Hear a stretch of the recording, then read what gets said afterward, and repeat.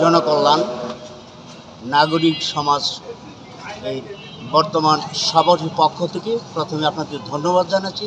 সেই প্রেক্ষিতে সংক্ষিপ্তভাবে বলছি, সেটা এই মূলত এটার উদ্দেশ্য হলো দুস্থ অবহেলিত নিঃস্ব মানুষকে অর্থনৈতিকভাবে আমাদের সাহায্য করা। সেই সাথেও আরও অনেকগুলো উদ্দেশ্যের মাঝে আরেকটি উদ্দেশ্য হলো যে অফিস আদালত সমাজের সকল স্তর দুর্নীতিকে চিহ্নিত করা এবং সেগুলো যথাযথ কর্তৃক অবহিত করা, যাতে করে যদি দুর্নীতি দূর হয় সমাজ থেকে আপনাপনিভাবেই এই দেশের বিশেষ করে সাধারণ জনগণ উপকৃত হয়। সেই প্রেক্ষিতে আমরা পদক্ষেপ করেছি। ইতিমধ্যে আমরা গত সপ্তাহে অল্প কিছু হলো প্রাথমিক স্তরে আমরা দুস্থদের মাঝে কম্বল বিতরণ করেছি। পাশাপাশি আবার শুক্রবার 17 তারিখ তাও আমরা বিতরণ করতে যাচ্ছি এবং ভবিষ্যতে আমরা খাদ্য সামগ্রী বিতরণ করব। আর সবচেয়ে বড় কথা এখানে জেনে রাখা ভালো, সেটা হলো এটা একেবারে নন প্রফিট এবং এতে কোনো অর্থনৈতিক কর্মকাণ্ড ব্যবসা অবস্থান অবশ্যই চলবে না কোনো অবস্থায়।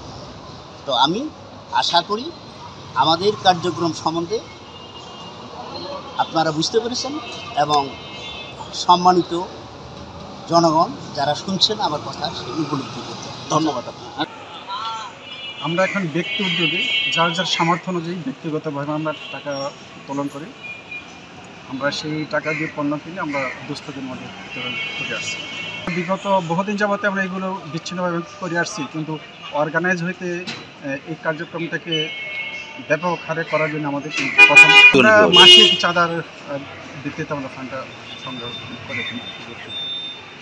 এই সংগঠনের সাথে কোনো রাজনৈতিক সম্পৃক্ততা নেই, এটা একটা অরাজনৈতিক প্রতিষ্ঠান। ভবিষ্যৎ পরিকল্পনা হলো দুস্থদের মধ্যে আমরা সহযোগিতায় যত দূর আমরা এগোতে পারি আমরা আমাদের সাধ্যমতো চেষ্টা করব। সমাজের অবহেলিত এবং বঞ্চিত মানুষের পাশে আমরা দাঁড়ানোর জন্য আমাদের এই আপ্রাণ চেষ্টা। যারা অসহায়, যারা খেটে খায়, যাদের রিক্সা নেই, যাদের ভ্যান নেই, যাদের অটো নেই, হয়তো তাদেরকে সাহায্য করে এইসব সাহায্য করলে তারা যাতে স্বাবলম্বী হতে পারে, এই উদ্দেশ্যগুলো আমাদের সমিতির আছে। উদ্দেশ্যের মধ্যে এটাও একটা উদ্দেশ্য হচ্ছে আমরা সমাজের সুবিধা বঞ্চিত কত শিশু যারা আছে তাদের জন্য আমরা শিক্ষা এবং বই সামগ্রী এবং ওদেরকে বিভিন্নভাবে সহযোগিতা করে ওদেরকে যেন ইয়া থেকে প্রতিষ্ঠিত করতে পারি, সেজন্য আমরা আমাদের লক্ষ্য এগিয়ে যাব এবং আমাদের কার্যক্রম চালিয়ে যাব।